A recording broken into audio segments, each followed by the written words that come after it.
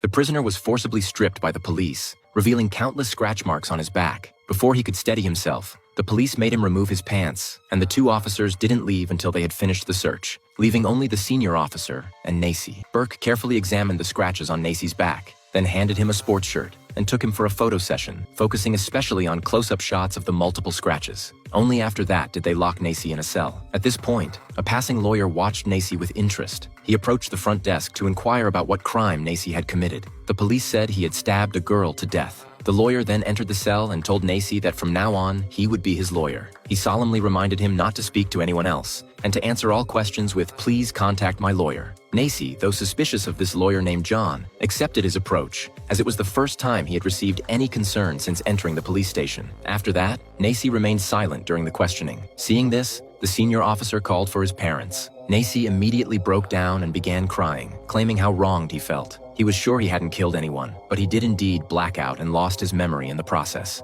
Not long after, Nacy was placed in prison as a major suspect. Meanwhile, John approached his parents for the lawyer's fee, which amounted to a staggering $70,000, an amount they could never afford. After some thought, John finally reduced the fee to $50,000. He then went to the victim's graveyard, hoping to gather some information from the girl's friends. He discovered a new lead. He saw the victim's stepfather arguing with a man in a suit. John then approached the man in the suit alone. It turned out the man was a financial advisor, and the stepfather had a long-standing inheritance dispute with the girl. The girl's mother had left over $6 million, and the stepfather wanted to claim half of it, which caused a very strained relationship between them. Now that the girl was dead, the stepfather became the primary beneficiary. John hurried to the prison to inform Nacy of this information, thinking he would receive praise. But Nacy told him his parents had hired a new lawyer. John was shocked, but accepted the fact. This new lawyer was quite well known in the industry, and most importantly, she agreed to defend him for free. But she wasn't a good person. In reality, she was just using this opportunity to boost her own fame. She approached Nacy, and the first thing she did was urge him to plead guilty, because the video evidence and witness testimonies all pointed to Nacy as the suspect. If he didn't confess, he would be stuck in prison for life. After much coaxing and persuasion, Nacy agreed to this proposal. A few days later, he faced his first trial. But during the trial,